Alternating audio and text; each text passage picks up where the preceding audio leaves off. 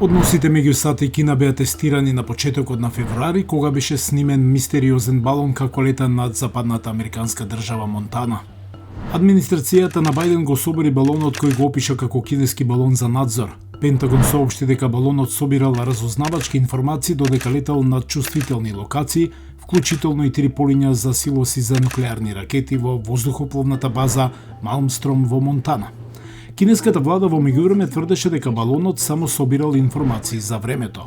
Следеа политички превирања. Американскиот државен секретар Антони Блинкен го откажа планираното патување во Пекинг. Највисокиот кинески дипломат ја нарече реакцијата на САД хистерична и апсурдна. Ова е далеко од првиот дипломатски јаз меѓу двете земји. Недолго по завршувањето на Корејската војна со примири во 1953 година избувнаа нови борби меѓу Народна република Кина на Мао Цетунг и протераната влада на Чианг Кај-шек во Тајван. САД застанаа на страната на Тајван, а во 1954 година двајцата потпишаа договор за взаемна одбрана. Со години односите меѓу Вашингтон и Пекинг беа затегнати. Односно, до крајот на 60-тите години двете земји открија новооткрен заеднички непријател, откако дипломатските односи меѓу Кина и Советскиот сојуз се распадна во 1969 година за време на кинеско-руската гранична криза. Како што се разделуваа Пекинг и Москва, властите во Вашингтон видоа можност. Во своето обраќање во 1969 година председателот Ричард Никсон зборуваше за ера на преговори со Кина. Во 1971 година кинескиот тим за пинг-понг покани играчи од САД на надпревар што ги направи меѓу првите американци на кои им беше дозволено да влезат во Кина од 1949 година. Во јули 1971 година американскиот државен секретар Хенри Кесинџер направи тајно патување во Кина подготвувајќи се за претседател. Никсон се состана со Мао, а подоцна го потпиша Шангајското комунике со кинескиот премиер Џоу Енлај. Комуникето го постави камен темелникот за последователните дипломатски врски меѓу САД и Кина и обезбеди механизам за справување со тешките прашања како што е Тајван. Односите повторно се подобрија под водство на председателот Џими Картер и кинескиот вице-премиер Денг Ксијанопинг и продолжија да се подобруваат под председателство на Роналд Реган во 80-тите години. Но тие врски беа ставени на тест во јуни 1989 година, кога илјадници студенти, барајќи демократски реформи и сузбивање на владината корупција, одржаа мирни протести на плоштадот Тиенанмен во Пекинг, при што загинаа стотици демонстранти. Владата на САД ја прекина продажбата на оружје на Пекинг, председателот Бил Клинтон воведе политика на конструктивен ангажман со Кина, откако Пекинг го ослободи Веј Ченгшенг, активист за човечки права и политички затвореник, но првичното ослободување на Веј траеше помалку од една година, откако Кина ја загуби кандидатурата за домаќин на Олимписките игри во 2000 година, официјалните лица уште еднаш го затворија Веј. Тој беше ослободен во 1997 година и депортиран во САД, каде што останува дисидент и отворен критичар на кинеската влада. Во мај 1999 година односите меѓу САД и Кина се распадна за време на воздушната кампања на НАТО против српските сили кои го окупираа Косово во југоисточна Европа. Американски авион случајно фрли бомба врз кинеската амбасада во Белград.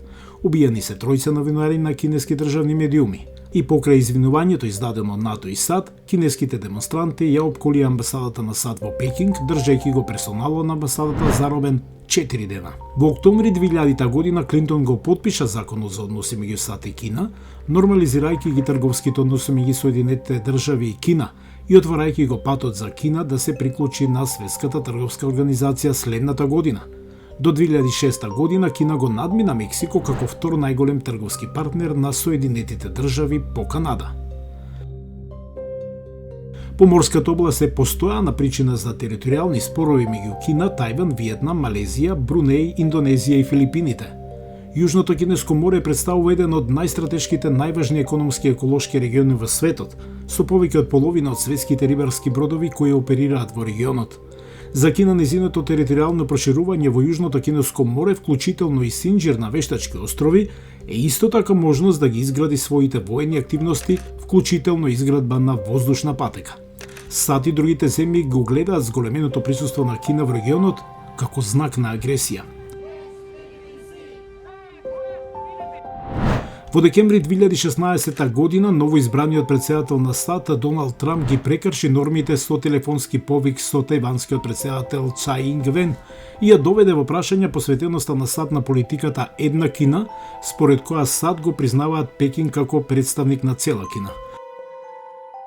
Во неговата втора година на функцијата, Трамп објави трговски тарифи за кинески увоз како одговор на наводната кражба на интелектуалната собственост на САД. Со ова започна трговска војна меѓу САД и Кина, при што Трамп тврдеше дека едностранните царини ќе го намалат трговскиот дефицит на САД и ќе донесат повеќе работни места во производството наместо во Кина назад во Соединетите држави. Во 2019 година низ Хонг Конг избувнаа протести поради предложениот закон со кој се дозволува екстрадиција на обвинети лица во континентална Кина. Следната година американскиот државен секретар Мајк Помпео изјави дека ерата на ангажман со Кинеската комунистичка партија е завршена, наведувајќи ги нефер трговските практики, кражбата на интелектуална собственост, кршење на човековите права, вклучително и против демонстрантите во Хонг Конг, како и агресивното несување во Јужното Кинеско море. Набрзо откако Трамп ја напушти функцијата, администрацијата на претседателот Џо Бајден ја потврди декларацијата на Помпео и до крајот на годината го забрани целиот увоз од регионот Ксинџијанг. На почетокот на 2022 година САД воведоа дипломатски бојкот на зимските олимписки игри во Пекинг, повикувајќи се на кршење на човековите права од страна на кинеската влада во Ксинџијанг и на други места. Како одговор, кинеските власти ги обвинија САД дека се обидуваат да го политизираат спортот. Само неколку дена откако Русија наводно побарала од Кина воена помош во нејзината инвазија на Украина, претседателот Бајден разговарал со кинескиот претседател Ши Џипинг, заканувајќи се дека ќе има последици доколку Кина го исполни барањето. Кинеската влада одби да го критикува рускиот претседател Владимир Путин поради инвазијата.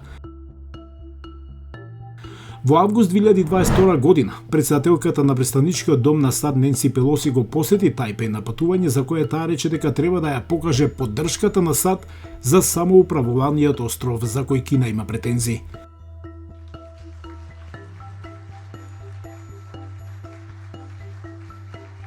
Во ноември 2022 година Ши и Бајден се сретнаа лично за прв пат 10 месеци откако Бајден ја превзеде функцијата во Бали, Индонезија. Двајцата лидери рекоа дека сакаат да ги намалат билатералните тензии и повторно да отворат некои канали за комуникација, вклучително и климатските промени кои беа прекинати по посетата на Пелоси на Тајван. Кинеското министерство за надворешни работи го цитираше Ши дека САД и Кина мора да го истражат вистинскиот начин да се согласуваат. Во февруари 2023 година американските воздухопловни сили соборија балон управуван од Кина, кој помина низ САД над Атлантскиот океан во близина на брегот на Јужна Каролина. Кина го осуди соборувањето и предупреди дека ќе возврати. Инцидентот доведе до нова загриженост за односите меѓу САД и Кина, кои веќе беа затегнати. Во Вашингтон се очекува да расте новата ера на агресивна политика кон Пекинг, вклучително и загриженоста за заштита на податоците во врска со апликацијата TikTok во кинеска собственост, трката да стане глобален центар за компјутерски чипови, како и напорите да се одвикнат САД од зависноста од критичните минерали контролирани од Кина и зголеменото американско воено присуство во Пацификот, додека двете земји се подготвуваат за потенцијален вооружен конфликт околу Тајван.